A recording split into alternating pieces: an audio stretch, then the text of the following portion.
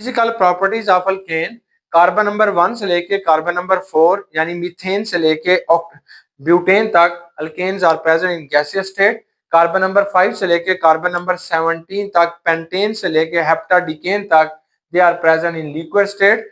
और ऑक्टाडिकेन से लेके onward they are present in a solid state. All alkanes are insoluble in polar solvent. It means they are insoluble in water. पानी के अंदर ये हाल नहीं होते। Number of carbon atom is inversely proportional to the solubility in water. जैसे जैसे carbon की तादाद बढ़ती जाएगी इनकी सॉल्युबिलिटी जो होती है वो भी कम होती जाएगी। मतलब मीथेन पानी में थोड़ी बहुत हाल होगी लेकिन इथेन बिल्कुल नहीं होगी, प्रोपेन उससे भी कम होगी। Melting point is directly proportional to the number of carbon atom. For example methane का मेल्टिंग पॉइंट कम होगा, इथेन का उससे ज्यादा, प्रोपेन का उससे ज्यादा, ब्यूटेन का उससे ज्यादा।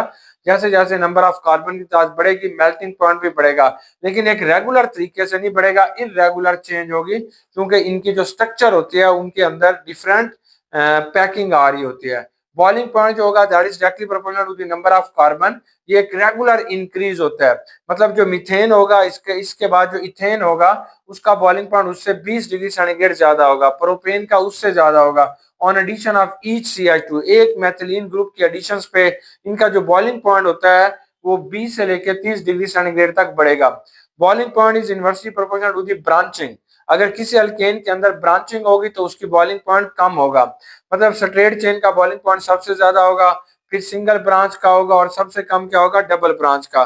फॉर एग्जांपल जैसे हमारे पास पेंटेन है तो एन पेंटेन का बॉइलिंग पॉइंट सबसे ज्यादा होगा, फिर आइसोपेंटेन का होगा और सबसे कम जो होगा नियोपेंटेन का होगा। नंबर ऑफ कार्बन एटम, जितने ज्यादा कार्बन एटम होंगे उतना कम उसका वेपर प्रेशर होगा। Number of carbon atom is directly proportional to the viscosity and surface tension. अगर नंबर ऑफ कार्बन ज्यादा होंगे तो उसकी विस्कोसिटी और सरफेस टेंशन भी ज्यादा होगा।